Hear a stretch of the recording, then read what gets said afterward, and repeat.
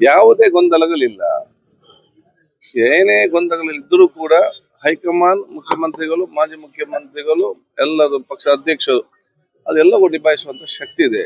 ಆದ ಕಾರಣ ಅತಿ ಶೀಘ್ರದಲ್ಲೇ ಬಹುಶಃ ಇವತ್ತು ನಿಮ್ಗೆ ನೀವೇನು ಅಪೇಕ್ಷೆ ಪಡ್ತಿದ್ರ ಅದು ಬಹುಶಃ ಎಕ್ಸ್ಪಾನ್ಷನ್ ಆದಷ್ಟು ಬೇಗ ಆಗ್ಬಹುದು.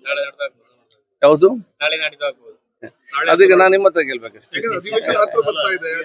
ಇಡೀ ಪಕ್ಷ, ಇಡೀ ಶಾಸಕರು ನಾವೆಲ್ಲ ಒಗ್ಗಟ್ಟಿಂದ ಇದ್ದೇವೆ, ಎಲ್ಲ ಪ್ರೀತಿ ವಿಶ್ವಾಸನ ಇದ್ದೇವೆ. ನಮ್ಮ ಎಲ್ಲಾ ವಿಚಾರಗಳು ಕೂಡ ನಮ್ಮನ್ನು ಭತ್ತದ ಮತ್ತು ಬಲಿಷ್ಠಗೊಳಿಸಿ ಒಗ್ಗಟ್ಟು ಬಗ್ಗಿಸಿ ಹೊರತು ನಮ್ಮಲ್ಲಿ ಯಾವ್ದು ಬೇಕಾದ ಪ್ರಶ್ನೆ ಇಲ್ಲ. ಇಲ್ಲ ಕಂಡ ಅಂತ ಅಸಮಾಧಾನ ಪ್ರಶ್ನೆನೇ ಇಲ್ಲ. ಬರೇ ನಮ್ಗೆ ನಾಯಕರು ಕೂತು ಚರ್ಚೆ ಮಾಡ್ಲಿಕ್ಕೆ ಅದೊಂದು ಯಾಕಂತ ಹೇಳಿದ್ರೆ ಪ್ರಾದೇಶಿಕವಾಗಿ ನಾವು ಈಕ್ವಲ್ ಇಂಪಾರ್ಟೆನ್ಸ್ ಕೊಡ್ಬೇಕು, ಸಾಮಾಜಿಕವಾಗಿ ಇವತ್ತು ನೋಡ್ಕೊಳ್ಬೇಕು, ಮಹಿಳೆಯರಿಗೆ ಕೊಡಬೇಕು, ಕಿರಿಯರಿಗೆ ಕೊಡಬೇಕು, ಹಿರಿಯರಿಗೆ ಕೊಡಬೇಕು. ಇದನ್ನೆಲ್ಲ ನೋಡಿಕೊಂಡು ಇವತ್ತೊಂದು ಉತ್ತಮ ತೀರ್ಮಾನ ತಗೊಳ್ಳುವಾಗ ಕೆಲವೊಂದು ಸಮಯ ತಗೊಳ್ತದೆ. ಅದಕ್ಕಾಗಿ ಆಗಿದೆ, ಆದಷ್ಟು ಬೇಗ ಮುಗಿಸ್ತದೆ. ರಾಜೀನಾಮೆ ಕೊಡ್ಲೇಬೇಕಿತ್ತು. ಅದನ್ನ ವಿದ್ಯಾರ್ಥಿಗಳು ಜೊತೆ ಸೇರಿಕೊಂಡು ಪ್ರತಿಭಟನೆ, ಲಾಠಿ ಚಾರ್ಜ್, ಮುತ್ತಿಗೆ ಇದೆಲ್ಲ ಆಗ್ಲಿಕ್ಕೆ ಅವಕಾಶನೇ ಕೊಡಬಾರ್ದು. ಯಾಕೆಂದ್ರೆ ಲಕ್ಷಾಂತರ ವಿದ್ಯಾರ್ಥಿಗಳು ನೋಡಿ, ನಿಮ್ಮ ಮಕ್ಕಳು ಕಷ್ಟಪಟ್ಟು 1 ವರ್ಷ ಕಲಿತು ಚೆನ್ನಾಗಿ ಆನ್ಸರ್ ಮಾಡಿಕೊಂಡು ಬಂದು ಅವ್ರ ಮನೇಲಿ ಕೂದಂತ ತಕ್ಷಣ ರೀ ಎಕ್ಸಾಮ್ ಅಂತ ಹೇಳಿದಾಗ ಹಿಂದೆ ಬರೆದಂತಹ ಮಕ್ಕಳ ಭಾವನೆಗಳೇನು ಇದರಲ್ಲಿ.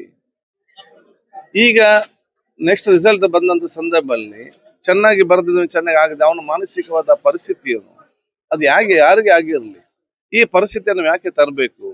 ಹಿಂದೆ ಕರ್ನಾಟಕದಲ್ಲಿ ಇದನ್ನು ಪ್ರಾರಂಭ ಮಾಡಿ ನಮ್ಮ ರಾಜ್ಯ ಮಟ್ಟದಲ್ಲಿ ಇಷ್ಟು ವರ್ಷ ಮಾಡ್ತಿರುವಾಗ ಒಂದು ದಿವಸದ ರೀತಿ ಆಗಿದೆ. ಇದನ್ನು ಕರ್ನಾಟಕವನ್ನು ಇವತ್ತು ಕೇಂದ್ರ ಸರ್ಕಾರ ನೀಟ್ ವಹಿಸಿಕೊಂಡು ಇವತ್ತು ಇದು 1 ವರ್ಷ ಅದು ಚಿಂತೆ ಇಲ್ಲ, ಆಗಿಂದಾಗಿ ಹೀಗೆ ಆಗುದಾದ್ರೆ ಮುಂದಿನ ವರ್ಷ ಯಾರು ಕಲೀಲಿಕ್ಕೆ ಹೋಗ್ತಾರೆ?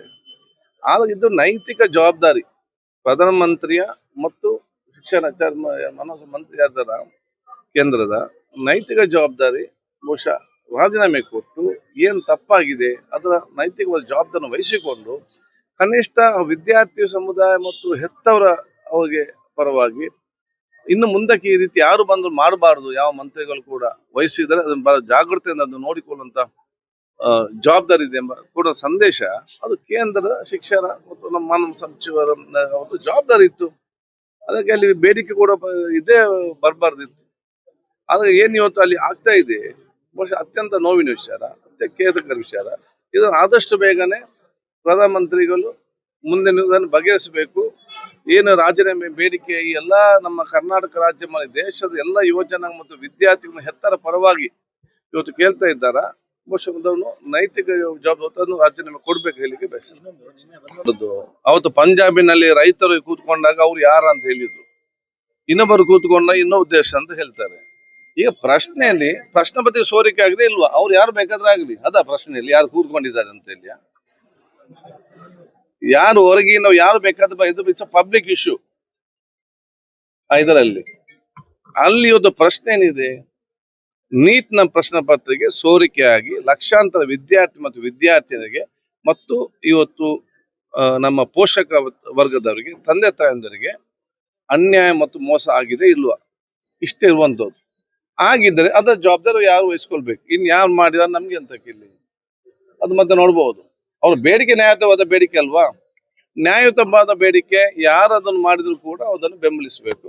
ಕೇಂದ್ರ ಸರ್ಕಾರಕ್ಕೆ ಮಾನ್ಯತೆ ಕೊಡ್ಬೇಕು. ನನಗೆ ಗೊತ್ತಿಲ್ಲ ಇದರಲ್ಲಿ ಮತ್ತೆ ಕಾರಣಗಳಿರ್ತದಲ್ಲ. ದೇಶದಲ್ಲಿ ವಿದ್ಯಾರ್ಥಿಗಳು ಮತ್ತು ಹೆತ್ತವರು ಪ್ರೊಟೆಸ್ಟ್ ಮಾಡುವಾಗ ಅವರ ಪರವಾಗಿ ಪಾರ್ಲಿಮೆಂಟ್ ಅಲ್ಲಿ ಮಾತಾಡಲೇಬಾರ್ದ? ಆ ಪ್ರತಿಪಕ್ಷ ಜವಾಬ್ದಾರಿ ಏನಿದೆ ಅದು ಪ್ರತಿಪಕ್ಷದ ನಾಯಕರು ಮಾಡ್ತಾ ಇದ್ದಾರೆ. ಅವ್ರು ಮಾತಾಡ್ಲೇಬಾರ್ದು ಅಂತ ಹೇಳಿದ್ರೆ ಹೇಗೆ? ಅದನ್ನು ನಿಭಾಯಿಸುವಂತ ಕೆಲಸ ಅದು ಸರ್ಕಾರದ ಕೆಲಸ. ಸರ್ಕಾರ ವೈಫಲ್ಯ ಆದ ಸಂಸದ ಈ ರೀತಿ ಆಗ್ತದೆ. ಸರ್ಕಾರ ಎಲ್ಲರಿಗೂ ವಿಶ್ವಾಸ ತೆಗೆದುಕೊಂಡು ಜನಪರವಾಗಿ ದೇಶದ ಪರವಾಗಿ ಇವತ್ತು ಕೆಲಸ ಮಾಡಿಕೊಂಡು ಈ ದೇಶದ ಪರವಾಗಿ ಆಲೋಚನೆ ಮಾಡಿ ತೀರ್ಮಾನ ತಗೊಂಡ್ರೆ ಈ ಸಮಸ್ಯೆನೇ ಬರುವುದಿಲ್ಲ. ಅಲ್ಲಿ ಪ್ರತಿಭಟನೆ ಆಗ್ತದೆ, ಲಾಠಿ ಚಾರ್ಜ್ ಆಗ್ತದೆ, ಮಕ್ಕಳಿಗೆ ಮೋಸ ಆಗಿದೆ, ಎತ್ತವ್ರು ಟೆನ್ಷನ್ ಅಲ್ಲಿ ಇದ್ದಾರೆ. ಈ ಜನರ ಪರವಾಗಿ ಅಸೆಂಬ್ಲಿ ಪಾರ್ಲಿಮೆಂಟ್ ಅಲ್ಲಿ ಮಾತಾಡಿದ್ರೆ ಮತ್ತೆ ಎಲ್ಲಿ ಮಾತಾಡುದು? ಇಲ್ಲ. ನಮ್ಮ ನೂತನ ಸರ್ಕಾರದಲ್ಲಿ ಮತ್ತು ನೂತನ ನಮ್ಮ ಅಸೆಂಬ್ಲಿ ಸ್ಟಾರ್ಟ್ ಮಾಡುವಾಗ ನನಗಿಂತ ಉತ್ತಮವಾದ ಸ್ಪೀಕರ್ ಅನ್ನು ಪಕ್ಷ ಆಯ್ಕೆ ಮಾಡ್ತದೆ.